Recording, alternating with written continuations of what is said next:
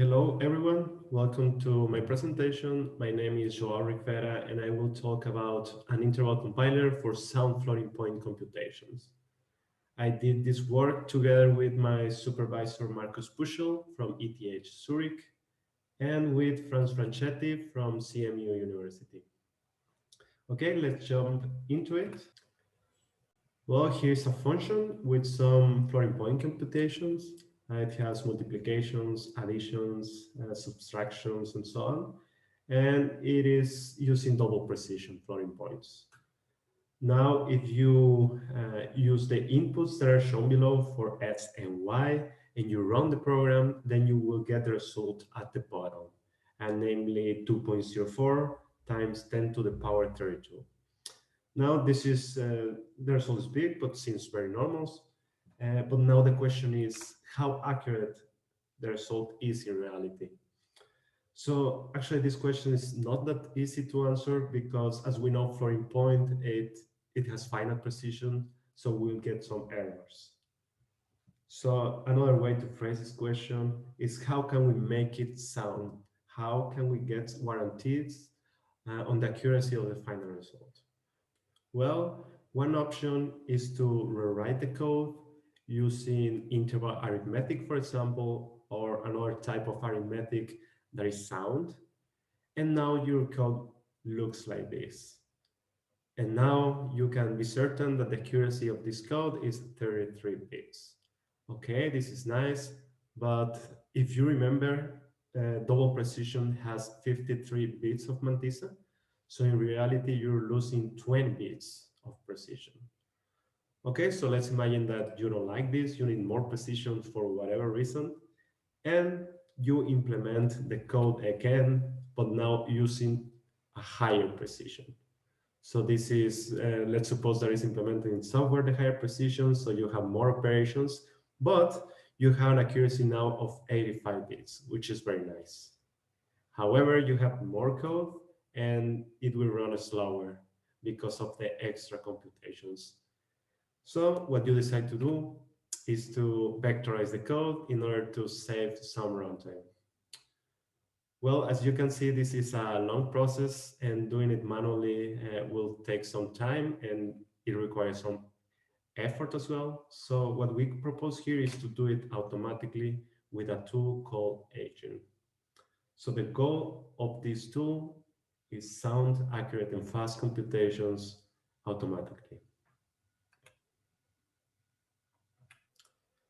So Agent works as follows. It takes as input a C function performing some floating point computations and possibly using SIMD intrinsics. And it also takes as input a target precision, namely single, double, or double-double precision. And I will explain later what double-double is.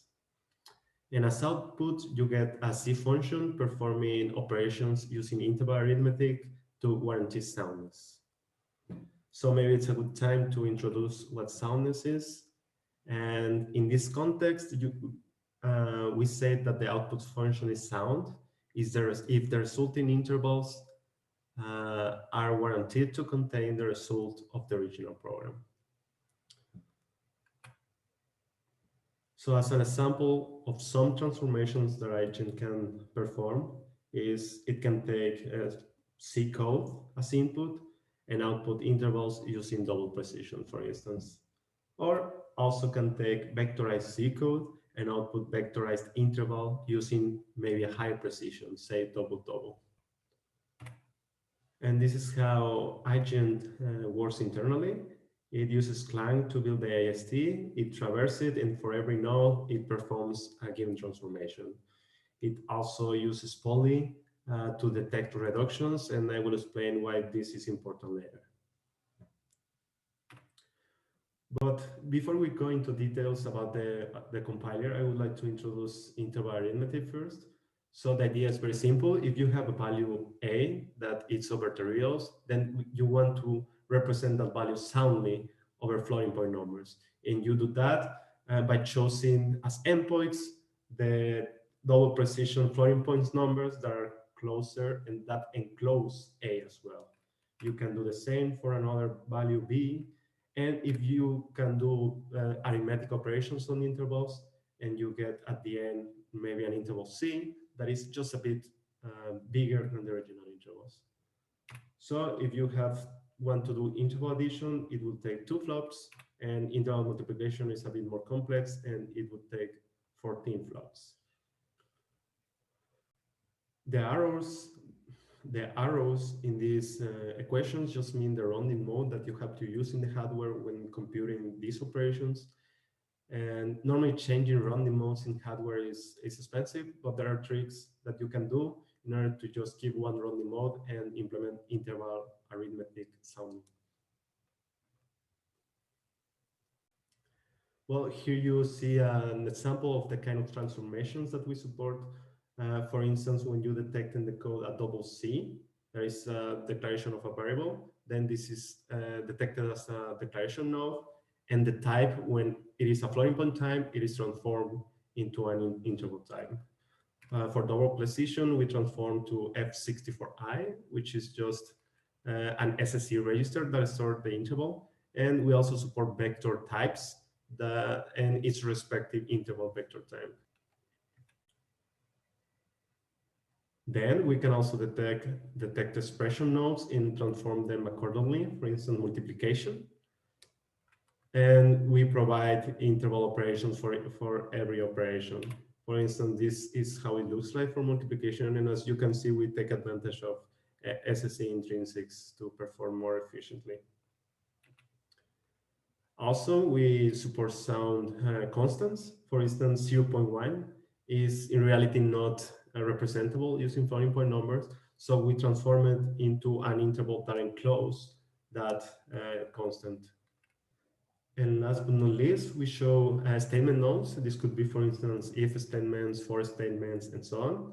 And for this case, we have an if statement with a comparison operation in between, and comparisons give rise to this true logic, where the comparison between intervals, you can have true, false, or also a third state that is unknown.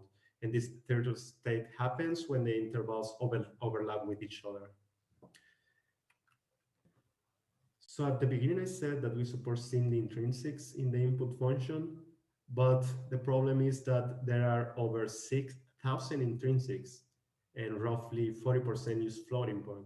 So implementing a sound implementation of each intrinsic, it would be very boring to do it manually. So what we did is take advantage of the Intel Intrinsics guide, and that gives a nice pseudocode about the operation that each intrinsic does. And we built a small generator that takes that pseudocode and transforms it into a generated C implementation of that intrinsic. And we can feed this into our compiler and immediately have a sound implementation of the C intrinsics. Okay, so now we have a sound program, but the question is now how to improve accuracy. And by this, we mean how to keep the intervals small. And one option is to use a higher precision. And for this, we support double-double precision. And the idea behind double-doubles is very simple, actually. I imagine that you have one double precision number, as the one showed in the picture, and you glue together a second double precision number in order to extend its mantissa.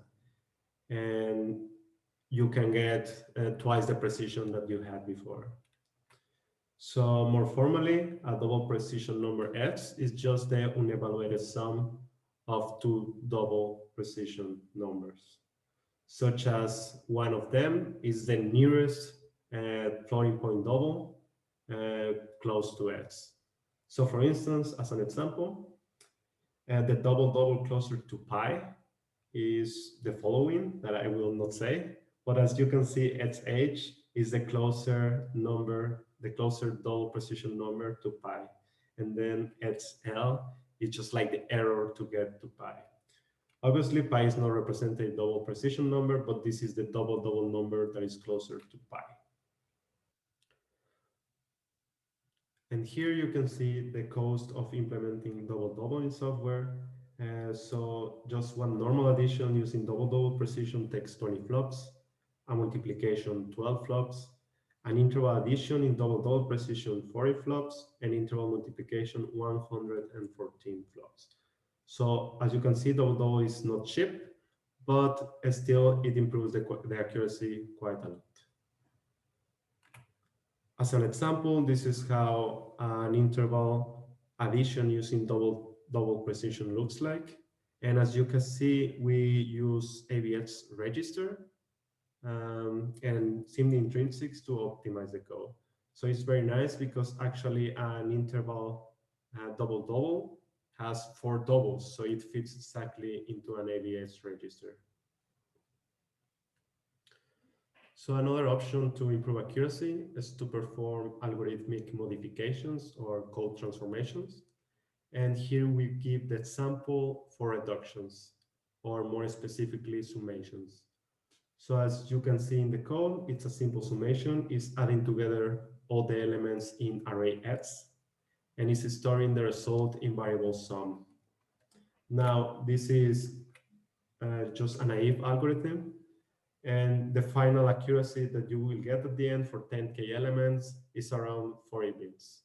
Of course, you can do better with another summation algorithm. For instance, in a first step, you can just add together elements with the same exponent, and in a second step, add the remaining elements in increased order. And this will have, for the same number of elements, an accuracy of 50 bits. So you get a 10-bit improvement. iGen takes advantage of this principle, and what it does basically is to detect a reduction in the code and performs the necessary transformations to invoke a better summation algorithm. For instance, for the matrix vector multiplication algorithm, you have a reduction that is happening in the innermost loop. So what iGen does first is to call poly to detect the reduction. Then it performs the following transformation. It first initializes an accumulator where all the elements will be added together there with the same exponent. In the line of the code where the reduction is detected, it starts accumulating the values there. These represent the step 1 in the accurate summation algorithm. And finally, at the end, it performs the final reduction. So add the remaining elements in increased order.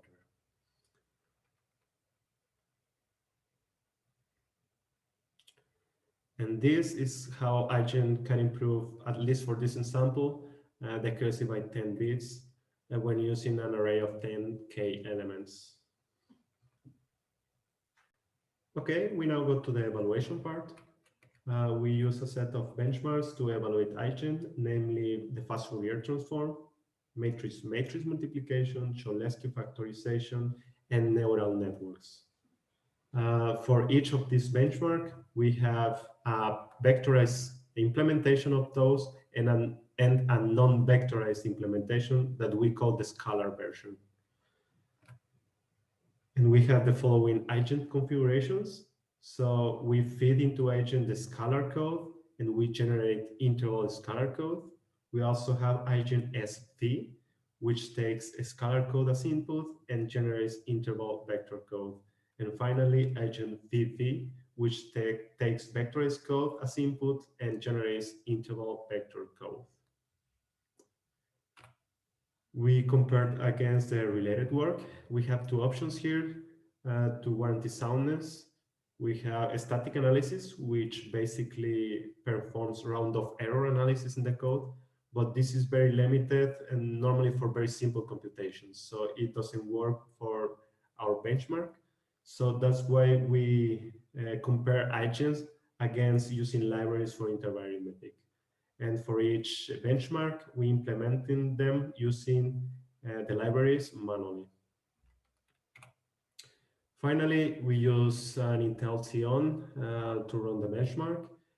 Also, we use Ubuntu, GCC, and of course, we disable Turbo Boost. So here we show the performance of iGen in the FFT benchmark. The y-axis is the interval operations per cycle, and the x-axis is just the size of the FFT. So at the bottom, the gray lines is the performance of the libraries for the FFT. Agent SS, as I already mentioned, is a scalar input and it generates intervals without vectorization. And as expected, it has similar performance to the best library because we are not using vectorization at all. Now, when we generate vectorized intervals, even when the input is just a scalar code, we already get 1.9 times faster than the libraries for the size 64. It varies between the size, but the best improvement is 1.9 times. And finally, when we take vectorized code as input and we generate vectorized output, then we are 3.3 times faster than libraries for size 64 of the FFT. And if you want to compare with the original code, this is 3.4 times slower. So the original code doesn't use intervals, it's also vectorized. So the penalty of intervals is more than 3 in this case. Last but not least, we have IGEN using double precision, and it's obviously at the bottom because it has many more flops than the other configurations. So in this case, the interval penalty for size 64 is 29 times slower than the original code. Here I show a similar plot, but for the matrix multiplication algorithm. And as you can see, it follows more or less the same pattern where IGN-TP is at the top with the highest performance, and then IGN-SB, and then IGN-SS. In this case, IGN-SS is better than the libraries. Now the question is how accurate IGN is, and well, this is the reason for this plot. As you can see in the y-axis is the number of correct bits or certified bits for different benchmarks. So let's take a closer look to the first one. And as you can see, most of the results of the FFT with size 64 have around 49 correct bits. However, for some inputs, you get 30 bits that are correct only. And this is actually the benchmark that has higher accuracy. And as you can see, the one FFNN200 is the one with the lowest accuracy. This is the neural network with 200 neurons. Well, similarly, double follows the same trend. However, it obviously has higher accuracy. I would like to introduce now the notion of certified double. So a certified double is simply a double precision number that is that it has an error of at most 1 bit. And for instance, you can achieve certified doubles when you use double precision, and then you round to the enclosing double precision that is inside the double interval.